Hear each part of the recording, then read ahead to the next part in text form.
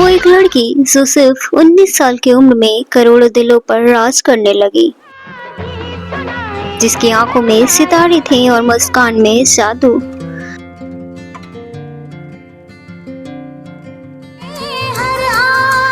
वो चुलबुली थी, नटखट थी, लेकिन किस्मत ने उसे वक्त से पहले ही हमसे छीन लिया।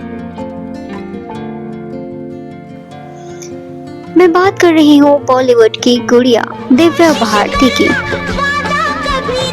आज भी उनका मौत एक रहस्य बनी हुई है।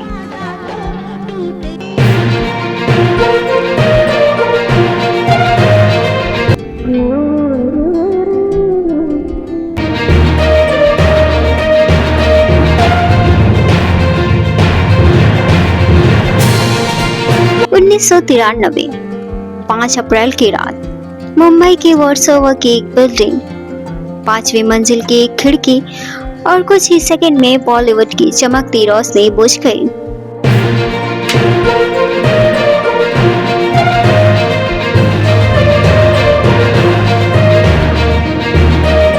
कहा गया एक हादसा था, कुछ बोले ये खुदकुशी थी, तो किसी ने सवाल उठाया ये मर्डर था।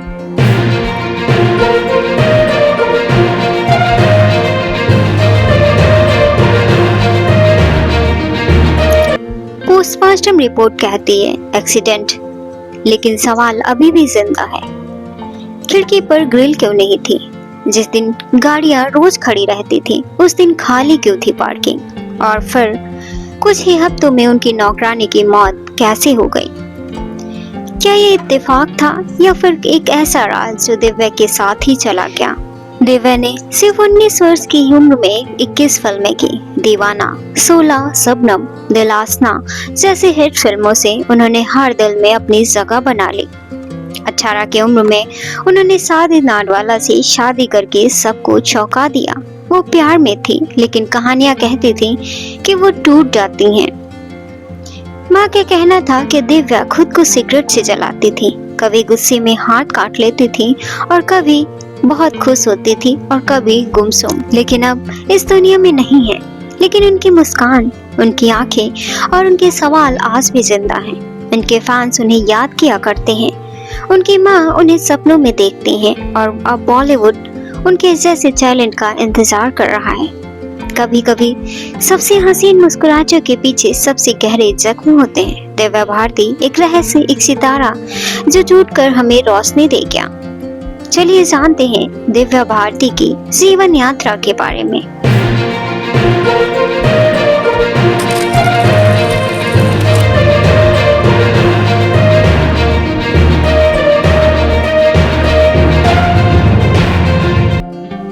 बॉलीवुड की गुड़िया कही जाने वाली दिव्या भारती का जन्म 25 जनवरी 1974 को हुआ था।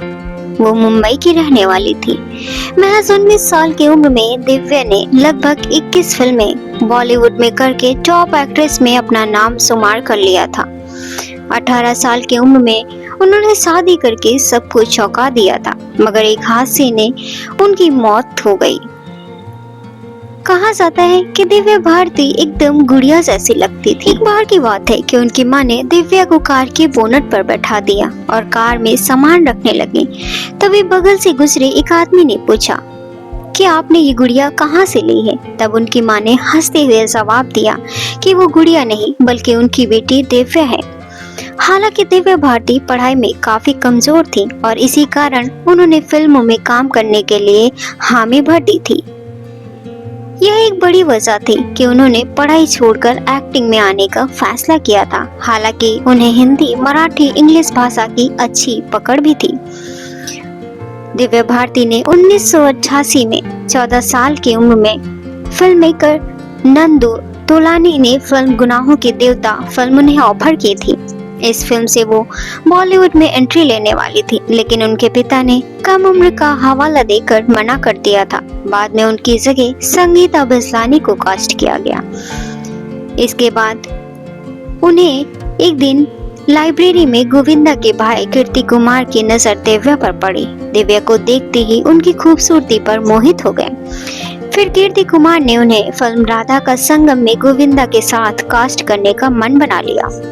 पढ़ाई से छुटकारा पाने के लिए दिव्या ने परिवार को मनाया और फिल्म साइन कर दी। इसके लिए उन्होंने महीनों तक डांस और एक्टिंग क्लासेस भी ली, लेकिन आखिरी समय में उनकी जगह जूही चावला को साइन कर लिया। फिल्म से उन्हें निकाले जाने पर कई तरीके से सवाल भी उठे थे। कुछ का कहना था कि फिल्म के डायरेक्टर न्यू मेकर्स को लेकर रिस्क नहीं लेना चाहते। कुछ का यह कहना था कि दिव्या और गोविंदा का अफेयर शुरू हो गया था और यह बात कीर्ति कुमार को कतई पसंद नहीं थी। पहले ही फिल्म टॉलीवुड से छा चुके थे दिव्या भारती। जी हाँ, 1990 में डी रामा नायडू अपने बेटे वेंकटेश को लेकर फिल्म बोबली राजा बना रहे थे। ये वही फिल्म थी जिससे दिव्या भारती ने एक्टिंग की दुनिया में पहला कदम रखा था।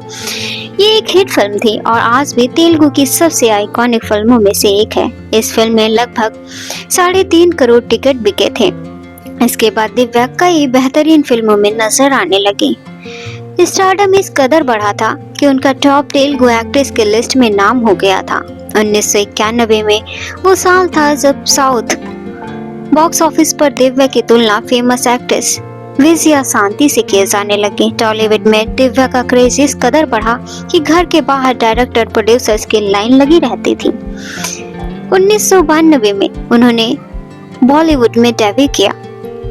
1992 में फिल्म विश्वात्मा रिलीज हुई। फिल्म सुपरहिट रही और इसी से हिंदी दर्शकों ने दिव्या को स्वीकार किया। इस फिल्म के रिलीज के एक हफ्ते बाद ही दिव्या की दूसरी फिल्म दिल का कसूर रिलीज हुई।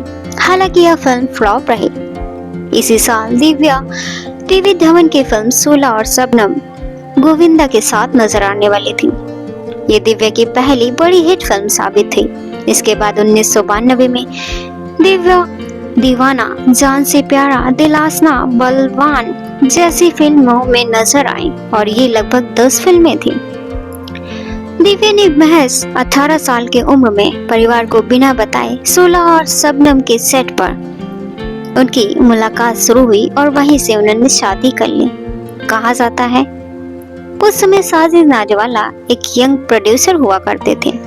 वो गोविंदा से मिलने आए थे और उन्होंने जब पहली बार दिव्या को देखा तो उन्हें पहली ही नजर में उनसे प्यार हो गया। बिना वक्त गंवाए साजिद ने दिव्या को शादी के लिए प्रपोज कर दिया और उन्होंने भी शादी का यह प्रपोजल खुशी खुशी अपना लिया। दिव्या को डर था कि उनके पेरेंट्स इस रिश्ते को हामी नहीं भरेंगे। ऐसे में दोनों ने 10 मई 1992 को घर में ही कुछ दोस्तों की मौजूदगी में निकाह कर लिया। 5 अप्रैल 1993 को हैदराबाद से मुंबई दिव्या लौटी और उसी दिन उन्होंने फ्लैट में एक डील फाइनल किया था। इस डील से वो बेहद खुश थी क्योंकि उस समय वो तुलसी अपार्टमेंट के 5वें फ्लोर पर किराए के फ्लैट में रहती थी, जिसमें उनके पति साजिद नाडियावाला भी उन्हें दिलाया था। घर की डील हो जाने की वजह से वो बेहद खुश थी, इसलिए उन्होंने अगले दिन शूटिंग को टाल दिया। तभी शाम को उनके पास फैशन डिजाइनर नीता लुल्ला का कॉल आया कि वो फिल्म आंदोलन की ड्रेस को फाइनल करने के लिए उनसे मिलना चाहती हैं। दिव्या और नीता बहुत अच्छी दोस्त हुआ करते थे। उन्होंने कई सारी फिल्मों में दिव्या के ड्रेस डिजाइन किए थे। शाम को नीता अपने पति श्याम लुल्ला के साथ दिव्या के घर आई। इसके बाद दिव्या, नीता और उनके पति श्याम ड्राइंग रूम में बैठकर ड्रेस को फाइनल करने लगी। वहीं किचन में नौकरानी अमृता, जो दिव्या को बचपन से ही जानती थी, वो मेहमानों के लिए खाना बना रही थी। इस ड्राइंग रूम में बैठे तीनों शराब पी रहे थे। देखते ही देखते रात 11 बज गए। तभी दिव्या उठकर किचन में गई और वहां पर 12 इंच की खिड़की पर बैठने की कोशिश करने लगी। तभी अचानक वे 5वीं मंजिल से गिर गई। वो जैसे ही गिरी, उनकी नौकरानी तेज तेज से चिल्लाने लगी। तभी ड्राइंग रूम में बैठे नीता और श्याम भी भागकर नीचे आए। इसके बाद दिव्या को पास के कूपर हॉस्पिटल ले जाया गया। अस्पताल ले जाते वक्त वो जिंदा थे, लेकिन वहां पहुंचने पर उन्हें मृत घोषित कर दिया गया। गौर करने वाली यह बात है कि उस खिड़की पर ग्रिल नहीं लगा था। खिड़की के नीचे पार्किंग लॉन था, जहां पर रोज गाड़ियां खड़ी रहती थी, लेकिन उस दिन एक भी गाड़ी नहीं थी। पोस्टमार्टम रिपोर्ट में दावा किया गया कि ये मौत एक एक्सीडेंट थी। दिव्या की मौत से पूरी इंडस्ट्री में खबर फैल गई। जहां कुछ लोग इसे सुसाइड बताने लगे, वहीं कुछ लोग इसे मर्डर बताएं। निधन के बाद इस मामले की पूरी जांच वर्सोवा पुलिस स्टेशन के अधिकारियों ने की। पोस्टमार्टम रिपोर्ट में ये दावा किया गया कि दिव्या की मौत महज एक एक्सीडेंट थी। उन्होंने बहुत ज्यादा शराब पी ली थी, जिस वजह से वो खुद को संभाल नहीं पाई और खिड़की से गिर गईं। 7 अप्रैल 1993 को दिव्या का अंतिम संस्कार मुंबई के विले पार्ले में हुआ।